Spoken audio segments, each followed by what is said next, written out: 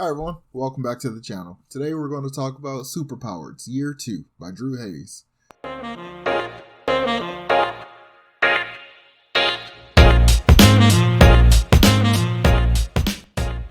Superpowers Year 2 is the sophomore year of our Millbrook crew. From year 1, we knew that they were originally Powards who had been experimented on and turned into supers, but this was a secret they kept all year until some asshat of a character named Michael Clark exposed all that information towards the end of the school year. So as a result, now everyone knows, and they have lost some friends. Vince lost his girlfriend and stuff like that. But they also do still have some friends. So some people stuck by their side, really. And this year, in sophomore year, is all about teamwork. So all of the students in the HCP are split up into teams. And because a lot of the faculty knows about the Millbrook crew, knows that they were formerly Powered, they're very protective of them. So they just immediately put all of them in the same team and added a couple more people that were a part of their group before, like the ones that didn't abandon them when their secret came out. So Drew has set up a nice situation. I love it so much because one of my favorite things about superhero stuff is the teamwork, the team fighting dynamics and stuff like that. So he creates, this entire book is about teamwork. It's about stuff like Justice League and Avengers and stuff like that. So every few weeks or so, they have a different competition or a trial or just generically have to fight each other and, basically make strategic plays on who goes against who based on, abilities and stuff like that. So it's a lot of fun. Drew does a great job of painting the picture, and he has a really good handle on the powers that he gives these characters. Because a lot of them are very normal powers, very, common stuff that we've seen before. But he plays with it in such a way that it makes it feel like a completely new power. Like during Halloween, because it's established that there's a curse on the crew. So every Halloween, something has to go haywire. And during this Halloween, they're at a club and some stuff went down and Alice discovers that her power is much more than what everybody originally thought it was. And I think it's a great, really believable, very easy expansion on just the ability to fly. It doesn't feel stretched. It doesn't feel, shoehorned or anything like that. He did a great job just making it very subtle and making it very obvious to the point where you're like, oh, yeah, that's clearly, yeah, that's exactly what it is and stuff So he does a great job. He actually does that with pretty much every character in the crew as it goes on. During the same event, it's found out, too, that Mary's powers are stronger than they originally thought.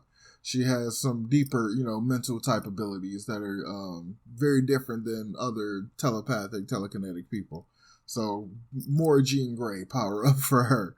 And I think that was really well done. Because, telekinesis and telepathy is very common.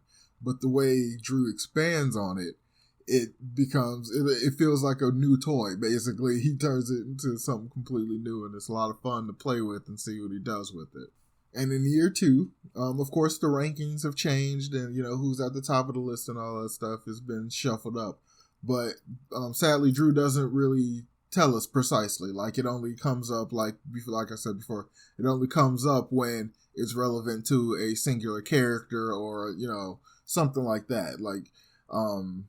It kind of comes up with events quite a bit because this story revolves around the reveal of who his adopted father is. And as a result, some bigwigs are basically trying to boot him out of the program because they're basically prejudiced and they are terrified of his power level, because he's insanely powerful. They think that he's, a danger and all this. They have some justifiable reasons, but it's mostly because they don't like him and they don't like who his dad is. And, so it builds up and builds up and builds up even while we do all this normal college stuff, have all the fun and go to the parties and all this kind of stuff and make friends with different people and make up, fix old friendships and all this stuff. Drew is subtly building to this cool event that happens at the end that's completely related to the main story, but it's action taken by one of our crew members, and it's awesome. It's so cool. It's so unexpected, but it's so on point for the character that does it. It's so well done. I can't recommend this book enough. This entire series is so great. So our crew has to deal with their secret being revealed, the difficulty that being in a new team and like learning team dynamics and learning how to coordinate and fight with other people and stuff, all while trying to deal with the pressures of putting on a good enough showing to make it to the next year. So doing all of this, Drew is able to build up to the great conclusion to this great event that happens that requires a sacrifice from that character that is amazing. Like, you wouldn't think this character would do something like that, but when they do it, it's so perfect. I like it. I can't gush about it enough, but I'm not going to reveal what it is because it's a good reveal.